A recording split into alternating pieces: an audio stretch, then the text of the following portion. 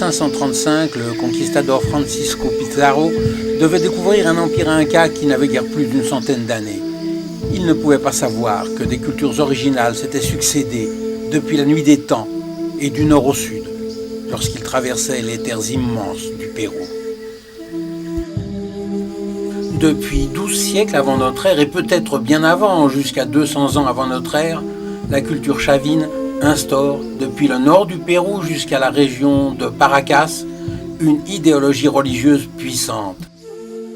Face à cette cour ronde sur le site Chavin, témoin de cette culture dans le village de Chavin de Vantar, ces escaliers conduisent à un petit temple, le plus ancien, puis à une terrasse empierrée. Elle était utilisée pour des sacrifices. Un écoulement cérémoniel était prévu pour le sang, mais il est maintenant obstrué. Et en pénétrant dans le temple, on accède à plusieurs galeries couvertes de lourdes pierres et à un énorme monolithe de 4,53 m de haut, encore à sa place originelle. Un dieu qui semble très ancien et qui associe des traits anthropomorphes et zoomorphes, empruntés aux félins et aux reptiles. Un temple pyramidal plus imposant, construit ultérieurement, complète le site. À cette époque, comme le montre cette stèle du musée voisin, une théologie à 3 niveaux paraît instaurée. Le serpent pour le monde inférieur, le puma pour notre monde et le condor pour le ciel. Les colonnes d'un portique d'accès au niveau supérieur avec des traits également empruntés aux reptiles, aux félins et aux rapaces énoncent aussi un aspect dualiste de la culture chavine. L'une évoque une divinité masculine et l'autre une divinité féminine. De nombreuses galeries ont été aménagées dans ce nouveau temple, comme dans l'ancien temple, et elles ont fait l'objet de la mise en place d'une ventilation remarquable. Les murs du temple étaient ornés sous une corniche architecturale de diverses têtes clous. Celle-ci est encore en place. Évoquant des visages humains avec des éléments de serpent ou de rapace, d'autres têtes clous existent encore, mais exposées au musée voisin.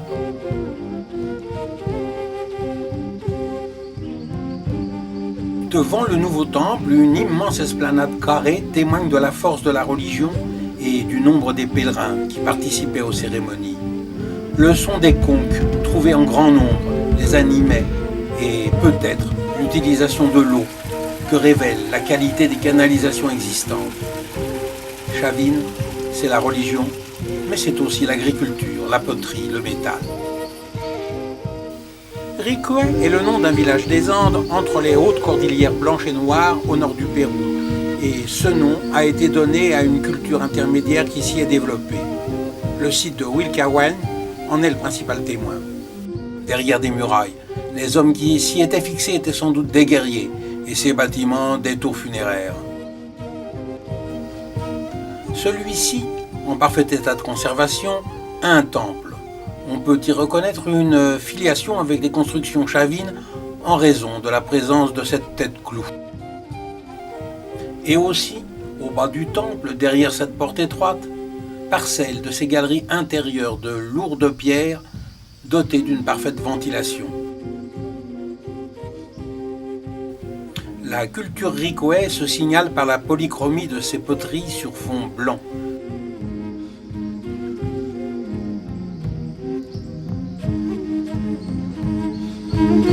Au sud, dans la région de la presqu'île de Paracas, relayant un passé de culture chavine, une nouvelle culture pratique l'enfouissement des défunts momifiés, sous une forme que l'on a appelée fardeau, dans un cocon de toile recouvrant des tuniques peintes ou plus généralement brodées, dans une position fétale et accompagnée d'offrandes, on en a trouvé des centaines. Les broderies Paracas, remarquables dans leur finesse et leur dessin, conservent aujourd'hui des couleurs d'une vivacité étonnante. D'abord confondue avec la culture Paracas, la culture des Nazca va se développer sur le même territoire. Les géoglyphes sont la grande particularité des Nazca. Ils en ont tracé un grand nombre sur le sol désertique, comme ce colibri aux ailes de stylisation géométrique, ou encore ce singe qui gambade, beaucoup plus réaliste. Ils sont visibles seulement par avion, comme cette grande araignée, et ils nous interrogent. Mais l'intervention alléguée d'extraterrestres est naturellement fantaisiste, car l'araignée ou le singe se retrouvent humainement sur les poteries. Des poteries Nazca qui, avec des évocations populaires d'un pêcheur, d'une grosse femme, sont maintenant éloignées, comme aussi cet homme avec un végétal, des compositions fantasmagoriques de l'époque chavine. À partir de la vallée du Rio Moche, une culture importante, appelée aussi Mochica, réussit à se constituer sur la côte nord et à unifier les différentes cultures issues de Chavine. La religion s'exprime dans des pyramides. Celle du soleil, la plus grande, qui fait face à celle de la lune, n'est pas encore fouillée. Ces pyramides, élevées étage par étage au cours des dynasties, sont très dégradées, car elles sont construites en adobe, des briques d'argile crues que l'on peut voir ici, portant l'empreinte de leur origine. Sculptées également dans l'argile et en couleur sur les derniers étages de la pyramide de la Lune, lieu principal des cérémonies, l'effigie grimaçante du dieu principal Ayapaek se multiplie. Pour lui, des sacrifices humains avaient lieu. Les Mochicas étaient des guerriers, et on les voit en longues fresques d'argile polychrome portant leurs armes au bas de la pyramide, suivis de la file de leurs prisonniers enchaînés. Au-dessus d'eux, c'est l'interminable cohorte des prêtres emplumés qui les regardent.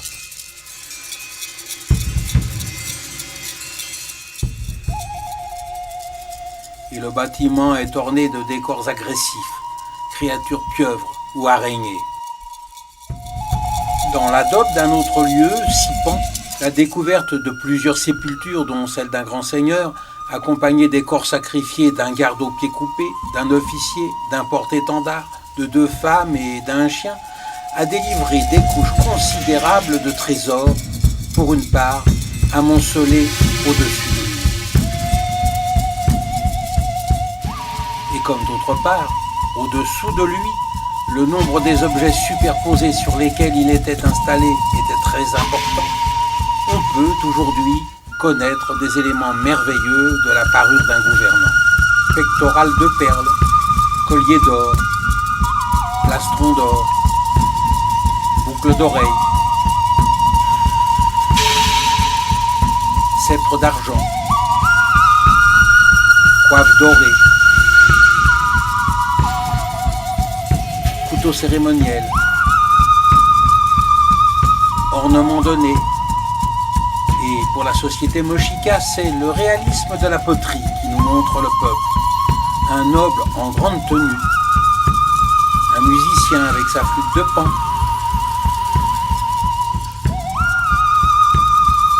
un musicien et son tambour, un porteur accablé par sa charge, un agriculteur et son matériel,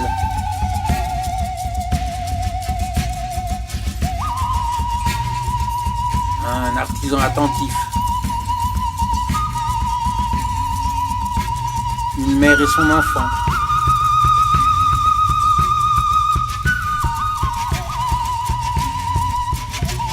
un guérisseur en action,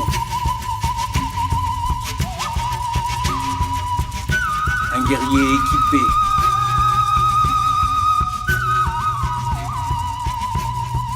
un prisonnier dénudé,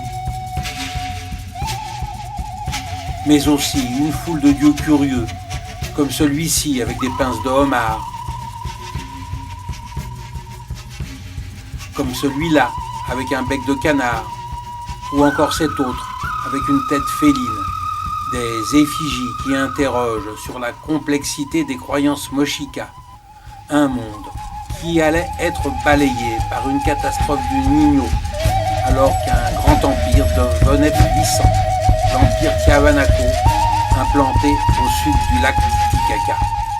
Une implantation dont l'âge est contesté. Elle pourrait remonter à la lointaine préhistoire, en raison de la représentation d'animaux depuis longtemps disparus.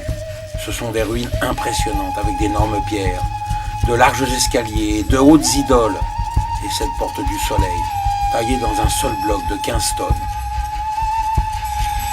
Un empire uniquement bolivien, mais qui va se prolonger par une autre puissance, l'empire Huari au Pérou, pour former le premier grand empire des Andes, bien longtemps avant celui des Incas. Ils construisent les premiers chemins de communication. Ce sont des conquérants efficaces et brutaux, sous le signe du puma, un félin des civilisations anciennes qui dévore l'homme et le contraint. Un félin omniprésent aux multiples aspects.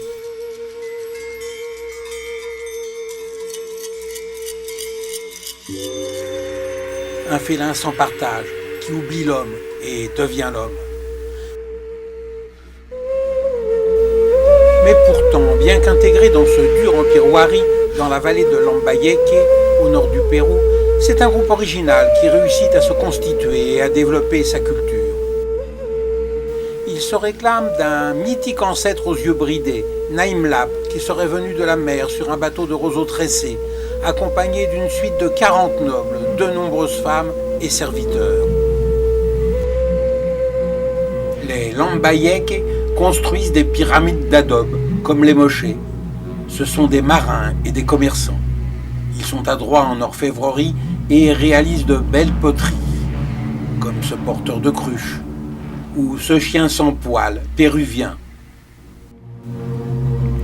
Autour de l'an 1000, un royaume important avec sa culture se constitue sur une bande côtière, la culture Chimu, qui s'inscrit dans la lignée des Mochés et des Lambayeque.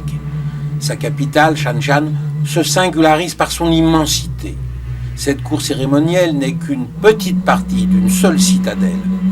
Shanshan, c'est un ensemble de 10 citadelles distinctes, toutes construites et décorées en adobe, et qui occupent plus de 20 km². C'est une des dynasties Chimu qui a construit celle-ci. Les Chimu décoraient leurs temples de motifs animaux ou géométriques en argile, plus particulièrement des poissons et des oiseaux marins, pour ce peuple tourné vers la mer. On voit sur cette poterie Chimu un grand bateau dont la forme fait penser à une embarcation de roseaux tressés. Pour leurs autels, les Chimu, qui étaient aussi de remarquables agriculteurs maîtrisant l'irrigation, préféraient honorer la lune plutôt que le soleil qui brûlait leurs récoltes.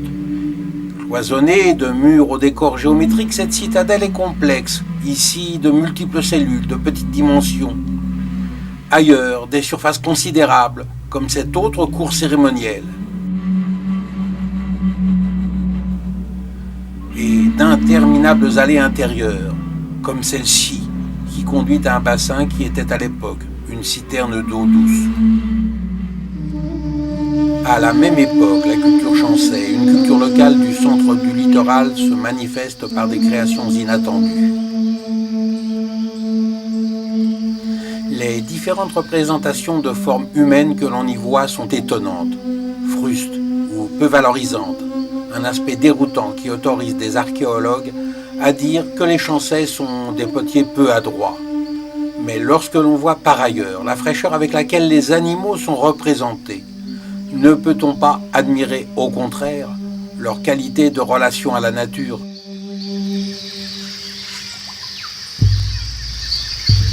Un souci qui sera présent dans le grand empire qui va clore, au XVe siècle, toutes ces cultures précolombiennes foisonnantes, l'empire Inca, le très grand empire que rencontrera Pizarro, un empire qui a peut-être un lien avec l'ancien empire Tiahuanaco. Du lac Titicaca, selon une légende, seraient sortis les ancêtres Manco Cápac et Mama Ocllo, avec 3 autres couples, frères et sœurs, en route vers une terre promise. Un chroniqueur péruvien du XVIe siècle, Guaman Poma, qui réalise et commente une multitude de dessins naïfs, propose ici une silhouette de Manco Cápac, l'ancêtre, qui va devenir le mythique premier empereur, l'Inca, quand son bâton d'or se plante dans la riche vallée de Cusco, le nombril du monde. Cet autre Inca, Pachacutec, est historique. Il régnera de 1438 à 1471. Avec Pachacutec, l'empire Inca se construit par des guerres, par des intimidations, par des convictions. Seuls, au nord, les Chimu, agriculteurs évolués, résistent. Des privés d'eau, ils devront capituler. Pour l'agriculture, les Incas sauront leur emprunter leur technique. Avec Pachacutec, en architecture, des assemblages de pierres extraordinaires, tels que ceux que l'on peut encore voir aujourd'hui un peu partout, apportent à la capitale Cusco un bâti prestigieux. La plus belle construction, Coricancha, le temple du soleil, est maintenant malheureusement décapité et coiffé par un couvent, celui de Santo Domingo, construit par les Espagnols. Des salles ont été épargnées à l'intérieur de ce lieu qui était dédié au culte principal du soleil, à celui de la lune, du bénéfique arc-en-ciel et aussi à l'accueil des momies des ancêtres. Malheureusement, dans leur nudité, il est impossible d'imaginer leur magnificence d'autrefois, avec les statues d'or, les portes et les murs couverts de l'or dérobé par les Espagnols.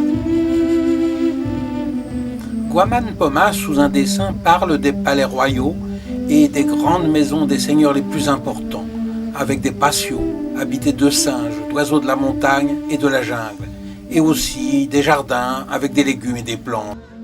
Il évoque aussi l'existence des maisons qui abritaient les vierges royales, les aklas, ou femmes choisies, qui se consacraient au service des dieux et des palais royaux, et les autres plus communes, auxquelles étaient confiées les semailles ou la confection d'habillement. Il raconte aussi des cérémonies qui avaient lieu chaque mois, comme en avril, les grandes cérémonies et réjouissances offertes par l'Inca aux nobles et auxquelles le peuple était admis, ou en juin, la grande fête du soleil de l'Inti Raymi, qui était l'occasion de vérifier que personne dans l'Empire ne mourait de faim, mais au cours de laquelle Guaman Poma affirme que 500 petits garçons et petites filles étaient sacrifiés, enterrés vivants debout. Maintenant, c'est sur cette prairie, face au site grandiose de Sacsayhuaman, qui domine Cusco, que se déroule chaque année une évocation de la grande fête de l'Inti Raymi. La réalisation colossale du site de Sacsayhuaman, avec ses 3 niveaux de murs en zigzag, constitués de pierres énormes, dont certaines dépassent les 15 tonnes, ne se justifie qu'en tant que lieu de culte. Commencé sous Pachacutic et poursuivi par son fils Tupac Yupanqui, l'entreprise aurait nécessité plus de 50 années et plus de 20 000 ouvriers. Une réalisation étonnante lorsque l'on sait que seuls des moyens humains étaient à la disposition des Incas. Si Sacsayhuaman est un temple, son intérêt est tout évident comme citadelle.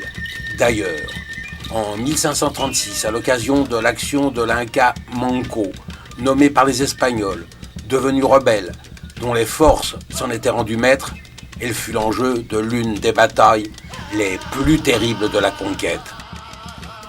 C'est ici, à Ollantaytambo, que Manco Inca, défait par les armes puissantes des Espagnols, réussit à se réfugier. Tous ses hommes y furent massacrés.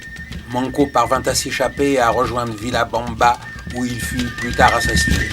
Forteresse escarpée, Ollantaytambo protégeait la vallée sacrée vers Cusco et contrôlait le passage vers la région des forêts.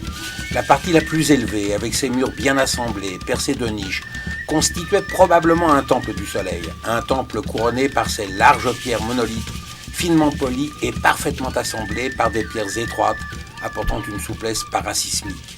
La construction a probablement été interrompue en raison de la présence d'immenses pierres abandonnées et aussi de la rampe d'accès encore visible. Les fontaines d'Ollantaytambo, qui sont toujours là, étaient des fontaines sacrées et la plus grande partie du village d'aujourd'hui est encore bâtie en place du village Inca, comme d'autres villages des Andes et par exemple celui-ci de Conchero. Pour joindre tous les villages, l'immense empire Inca était sillonné par les chemins de l'Inca. C'étaient des voies étroites, parfois des escaliers, des parcours suffisants et convenablement entretenus pour ce peuple qui ne se déplaçait qu'à pied. Leur importance était telle que Guaman Poma signale l'existence d'un gouverneur des ponts chargé d'assurer leur surveillance et la traversée des rivières. Les chemins de l'Inca sont utilisés par les chasquis. Ce sont des messagers qui sont fils de prêtres pour leur fidélité, selon Guaman Poma. Rapides comme le condor, ils ne peuvent être mariés ni avoir d'enfants pour être toujours disponibles. Une conque sert à prévenir de leur arrivée.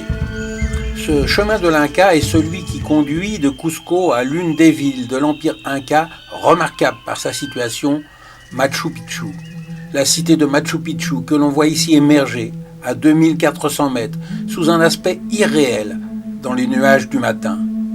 Elle apparaît doucement, avec ses maisons dépourvues de toit et ses terrasses agricoles.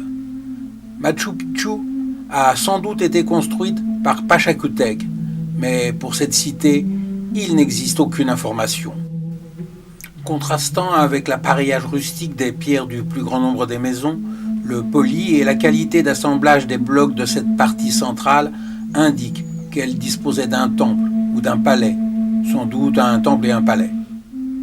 Et cette terrasse avait sans doute une fonction astronomique, comme cette pierre de forme bizarre, et celle-ci, qui étaient peut-être des miroirs aux étoiles. On peut penser que l'organisation centralisée de l'Inca concernait aussi Machu Picchu, comme toutes les villes de l'Empire. Les visiteurs dont parle Guaman Poma étaient chargés d'observer l'état des réserves, le fonctionnement des couvents et d'en informer l'Inca. Venaient aussi les administrateurs provinciaux, fils de grands seigneurs armés de leur quipu, pour surveiller le fonctionnement de l'économie et confirmer la justice. Guaman Poma dit aussi qu'il y avait dans chaque ville un comptable du trésor et que l'Inca disposait d'un fonctionnaire principal, Condor Chawa, chargé de compter, numéroter et d'établir les statistiques de l'Empire. Il utilise le quipu, mais le dessin montre qu'il existe peut-être aussi un système de numérotation par points noirs et blancs. À la tête du réseau, Guaman Poma explique que l'Inca dispose de secrétaires royaux qui emploient des quipus aux cordes de couleurs différentes. Pour eux, une méthode d'écriture afin d'enregistrer les événements qui se sont produits dans l'Empire. Après Machu Picchu, dans la montagne, voici un autre village au bord de la mer, Port Inca. Les pierres des maisons sont assemblées avec un mortier qui inclut des coquillages. Les habitations ont de toutes petites dimensions. C'est un village de pêcheurs. Il est relié à Cusco par un chemin de l'Inca qui pourra ainsi recevoir du poisson frais. Ces bâtiments sont des colcas, des magasins qui servent à engranger principalement les biens de consommation. Là encore, Guaman Poma nous apprend que pour gérer les réserves, les quipus sont utilisés. Si la pêche a été l'un des moyens de subsistance principaux pour les peuples du Pérou, l'agriculture est primordiale dans l'Empire Inca. Cet outil est un authentique outil de l'époque. On le voit, utilisé sur cette image de la fête de l'agriculture du mois d'août. À cette époque, on laboure pour planter le maïs, on boit, on mange, on chante le hili pour fertiliser la terre. À Pisac, à flanc de montagne, ce sont les terrasses qui permettent la culture. Complément indispensable, le culte de l'eau y est présent.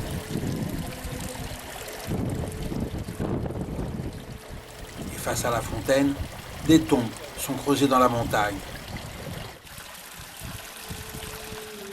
Sur le site, des maisons et des temples occupent des promontoires.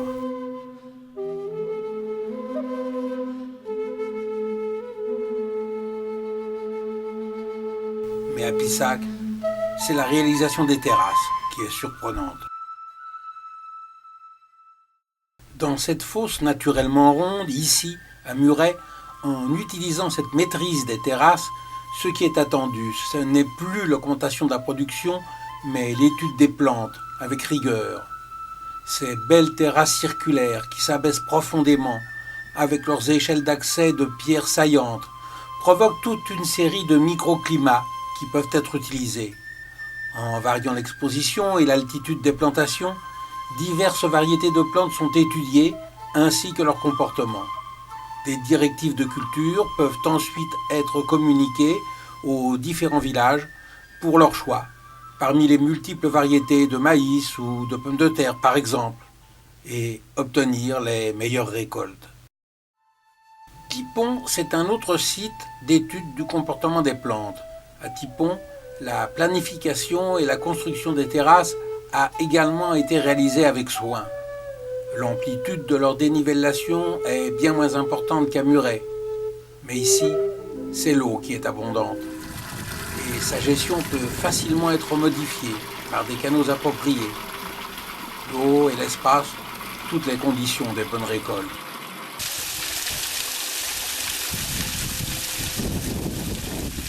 Pour obtenir de bonnes récoltes, il est impossible d'ignorer les dieux. D'autres lieux leur sont consacrés.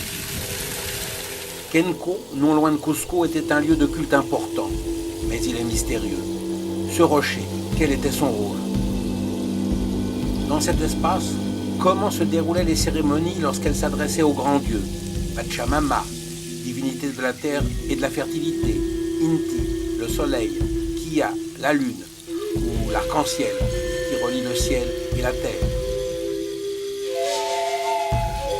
Cette grotte, elle servait peut-être à des sacrifices ou à la réalisation de momies. On en a trouvé beaucoup à Kenko.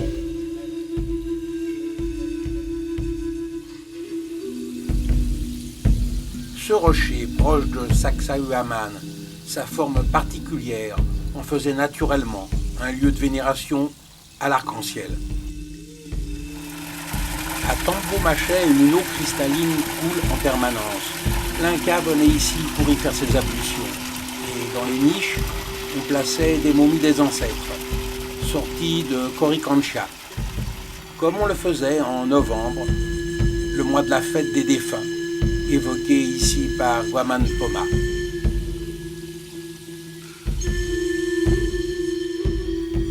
Sur une colline voisine du site de Tambomachet, ce site de Pucapucara faisait partie d'une défensive de Cusco. Les murs de ces lieux, aujourd'hui démantelés, étaient sans doute plus impressionnants à l'époque. Il est aussi probable que Pucapucara pouvait s'inclure dans l'organisation des mouvements de la suite considérable de l'Inca se rendant à Tambomachet, comme le pensent certains archéologues. En 1533, cet empire prestigieux va mourir. Les Espagnols s'en emparent après avoir décapité l'Inca Atahualpa. Et ils vont imposer la religion chrétienne. Cette religion, Guaman Poma va l'accepter avec sincérité. Pourtant, il dénonce fermement les conditions imposées au peuple, les brutalités et spoliations de toutes sortes, les violences extrêmes dans les mines.